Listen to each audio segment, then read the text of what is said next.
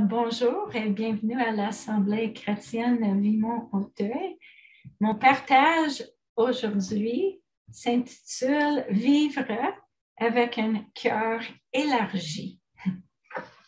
Alors, depuis quelque temps, il y a une phrase qui me trotte dans la tête. Je m'excuse dans l'anglais, mais je vais essayer de la traduire. Mais « great-hearted ». Great-hearted. Puis j'ai échangé avec Caroline, puis elle m'a dit que ça n'existe pas la même phrase en français. Alors, je vais essayer plutôt de le développer parce qu'on a bon de cœur, grand de cœur, ou mais great-hearted, c'est un peu différent. Mais si je dis quelqu'un, un tel ou un tel, a un grand cœur, cela veut dire quoi pour vous? Quelqu'un de généreux? Avec son temps, ses ressources, ses paroles, compatissant, serviable, quelqu'un qui pardonne sincèrement, qui cherche ce qui est meilleur chez l'autre, qui est chaleureux, tolérant, accueillant. Peut-être pour nous, quelqu'un qui a un grand cœur, c'est quelqu'un qui nous endure, qui nous supporte, qui nous aime, malgré tout.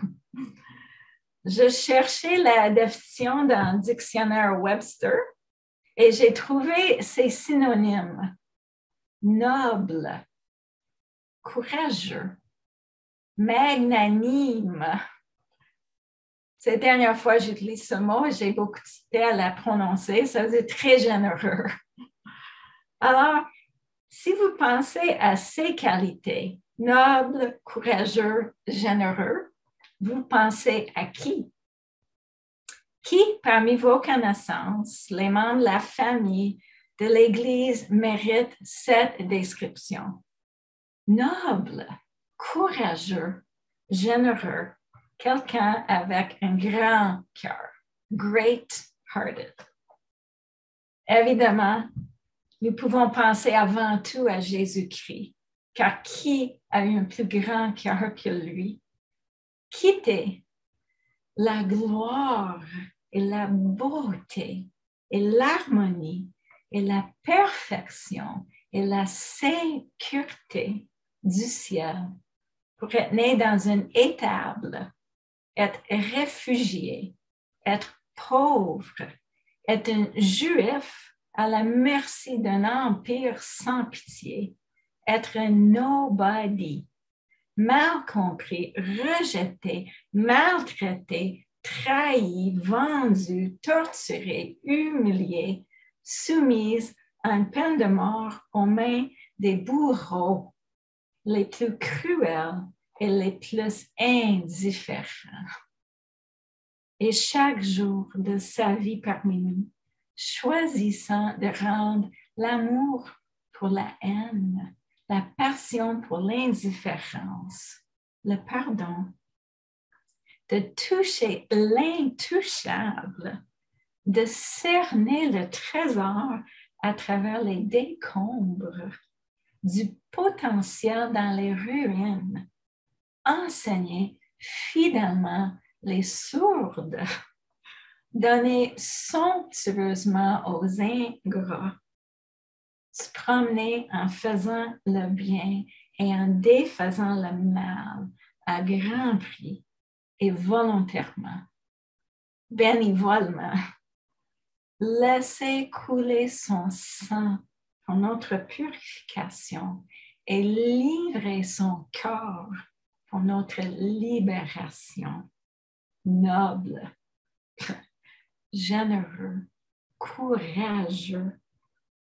L'idéal d'un cœur selon Dieu, modelé par son Fils, à aspirer, à viser. Quel contraste avec ce que le monde peut viser. J'ai une amie sur Facebook qui a reposté un propos qu'elle a beaucoup aimé, qui a reçu des milliers et des milliers de pouces vers le haut. Je vais le lire.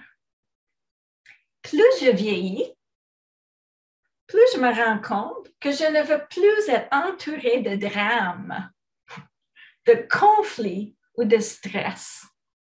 Je veux tout simplement un lieu confortable à habiter, de la bonne bouffe et des gens agréables avec qui partager mon bonheur. Il y a des journées où on peut bien sentir cela aussi, mais quel contraste entre deux sortes de cœurs, n'est-ce pas? Il y a 25 ans, Dieu m'a aidé à prendre la mesure de mon cœur.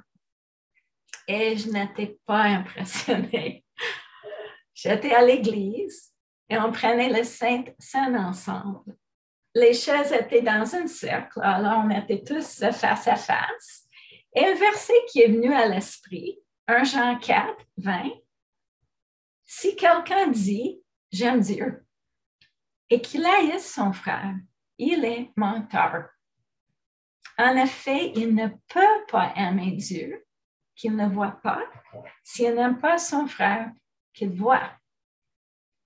Cette verset était sur une liste mentale que je tiens en tout temps.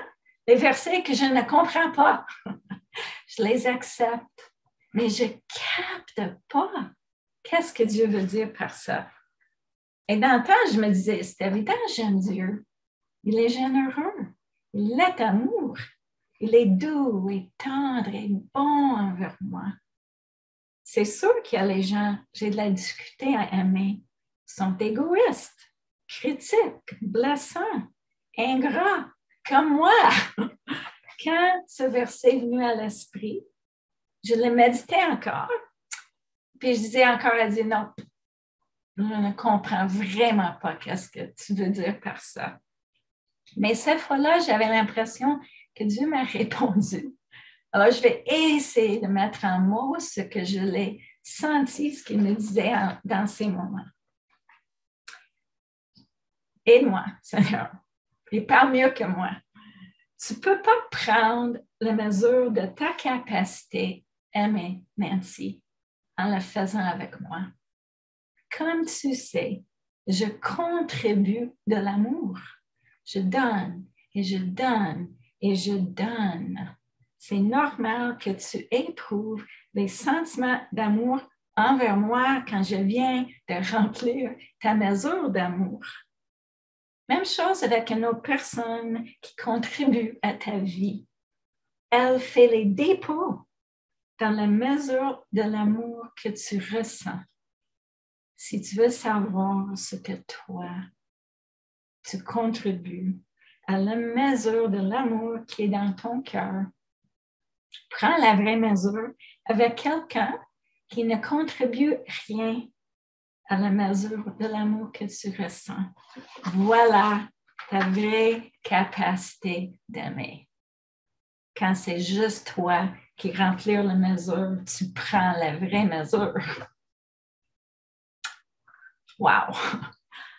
À ce moment, à l'Assemblée, j'étais en face de quelqu'un que j'avais beaucoup de difficultés à aimer.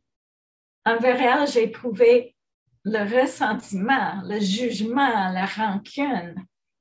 J'ai constaté dans ces moments de lumière que je n'avais aucun amour pour cette personne. Rien de généreux, de tendre, d'optimiste.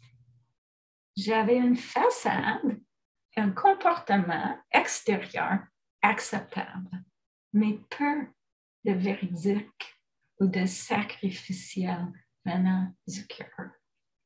Et là, j'ai compris pourquoi Dieu me disait de ne pas dire que je l'aimais lui. J'avais une capacité très restreinte d'aimer. Mon cœur était petit et dur et froid et difficile. Dans ces quelques instants privilégiés avec mon Dieu, je lui ai demandé tout simplement d'élargir mon cœur. Heureusement pour nous qui sommes à Dieu, notre destin est d'être noble et généreux et courageux de cœur. Demandez un cœur comme le sien, c'est une prière prête à prouver, car il le désire, il le vise et il travaille pour ce but bien avant d'avoir formé la planète Terre. Et en réalité, comme une personne est nouveau, nous sommes un récipient d'un cœur nouveau. Nous sommes les gens qui avons reçu une greffe cardiaque, un cœur avec une grande capacité, un cœur qui peut être élargi à travers une vie entière. Éphésiens 1:4. En lui, bien avant d'avoir posé les fondations du monde, il nous avait choisis pour que nous soyons saints et sans reproche devant lui. Ézéchiel 36:26. C'est Dieu qui parle en prophétie. Je vous donnerai un cœur nouveau. Je mettrai en vous un esprit nouveau. J'enlèverai votre cœur insensible comme une pierre et je le remplacerai par un cœur tendre. Je mettrai en vous mon esprit. Je vous rendrai ainsi capable d'obéir à mes lois. Mais c'est quoi les lois selon Jésus? Tous les commandements se résument dans 2 commandements. Aimer Dieu, aimer son prochain. 2 Corinthiens 3:18. Nous sommes transformés pour être semblables au Seigneur et nous passons d'une gloire à une gloire plus grande encore. Telle est, en effet, l'œuvre accomplie par l'Esprit Saint. Colossiens 3:10. Vous êtes revêtus de la nouvelle nature, celle de l'homme nouveau qui se renouvelle continuellement à l'image de Dieu, son Créateur. Romains 8:29. Car ceux que Dieu a choisis d'avance, il a aussi décidé d'avance de les rendre semblables à son Fils. Et le cerise sur le sundae pour moi, le psaume 119:32. Je cours dans la voie de tes commandements, car tu élargis mon cœur. Je cours dans la voie de tes commandements, car tu élargis mon cœur. Quand je lis ce verset, une image vient à l'esprit. Je suis très imagée. Ça m'aide beaucoup à capter les principes spirituels. Alors, chaque fois que je lis ce verset, une image vient à l'esprit, celle d'un cheval. Pas n'importe quel cheval, mais un cheval unique dans l'histoire des chevaux de course. Et peut-être qu'un chrétien, on n'est pas très familier avec les chevaux de course. Mais le cheval se nomme Secretariat. Je ne sais pas si ça vous dit quoi. En 1973, Secretariat a gagné le triple couronne, le premier cheval à le faire depuis 25 ans. Et depuis les 100 ans de la triple couronne, seulement 13 chevaux l'ont gagné. Parce que c'est 3 courses, 3 distances différentes, demandant les stratégies différentes et les chevaux ayant les capacités différentes. 3 courses. Le Kentucky Derby, le Preakness Stakes et le Belmont Stakes. Et il y a plusieurs records dans chaque course parce qu'il y a les quarts de mille, il y a toutes sortes de records, mais Secretariat détient toujours les records pour le Kentucky Derby. Il détient toujours un record pour le Preakness Stakes et il détient toujours le record pour le Belmont Stakes. Et tous les experts sont d'accord que c'est un record qui ne va jamais être battu, car ce que le Secretariat a accompli est impossible. Kent Hollingsworth, rédacteur en chef d'une grande revue pour les gens dans le monde de chevaux de course, était présent la journée où le Secretariat a gagné le Belmont Stakes. Et nous avons ses commentaires. Je vais les lire peut-être avec moins d'émotion que lui, mais il a dit 2 minutes, 24 secondes chrono. Je ne le crois pas. Impossible. Mais je viens de le voir. Je ne peux pas respirer. Il a gagné par une 6e de 1000. Je l'ai vu et je ne le crois pas. Impossible, mais je l'ai vu, je dois le croire. Alors, le cheval qui, dans n'importe quelle autre année, aurait gagné la triple couronne, se nommait Sham. Battu dans les 2 premières courses de la triple couronne, par pas beaucoup, son propriétaire a dit à son jockey qu'il fallait tenir tête avec Secretariat dès le début. Car une fois le chemin était ouvert devant lui, puis il n'y avait plus de fesses d'autres chevaux, il était imbattable, pas rattrapable. Alors, il a dit tenir tête. Alors, ces 2 chevaux sont partis tellement vite que les autres chevaux n'étaient pas dans la course. J'ai vu le vrai film, j'ai vu le film Secretariat qui est très Hollywood, mais j'ai aussi sur YouTube vu les 3 vraies courses. Puis les autres chevaux n'étaient même pas dans la course. Bien les spectateurs venus voir cette rivalité du siècle étaient bien déçus en disant qu'à une telle vitesse, Sham et Secretariat étaient condamnés tous les 2 à s'épuiser bien avant la fin de la course. Il tenait tellement tête pendant les quarts de mille, mais effectivement, Sham s'est épuisé et il a fini tout dernier. Secretariat a continué de courir, faisant chaque quart de mille qui lui restait avec un temps de plus en plus et non pas de moins en moins vite, tout seul, pour la joie de courir. C'est jamais vu. Et les courses à ce niveau se terminent souvent avec les cheveux comme nez à nez ou cou à cou. Cette journée-là, Secretariat a terminé sa course avec 31 longueurs entre lui et le 2e cheval. On parlait de son cœur de champion, comment il n'acceptait pas de perdre, comment il avait une passion pour courir. Après cette course, ces 3 courses en 5 semaines, le propriétaire voulait lui donner un repos, mais il disait qu'il se démontait dans les tables, il faisait les murs, il voulait courir encore. Alors, il est entré dans d'autres courses cette année, puis il a gagné 4 autres courses. Alors, il y avait de la fugue, ce cheval. Un cheval pur sang, le cœur d'un cheval pur sang mesure en moyenne 8,5 livres. Lors de l'autopsie, on a découvert que Secretariat, son cœur pesait 22 livres. On appelle ça un super cheval. Il n'est pas le seul. Sham aussi était un super cheval. Il appelle ça le facteur X. Mais Secretariat avait le plus grand cœur de tous les chevaux. Alors, peut-être vous n'appréciez pas être comparé à un cheval. Mais tout cela me parle beaucoup, car Dieu m'a donné un cœur de champion avec le Saint-Esprit. Toi aussi. Il veut que je complète bien la course qu'il a pour moi. Et toi aussi. Il réserve pour moi une couronne impérissable. Et toi aussi. Il me forme pour ressembler à Jésus-Christ, notre champion. Et toi aussi. Il dit que je suis plus que vainqueur.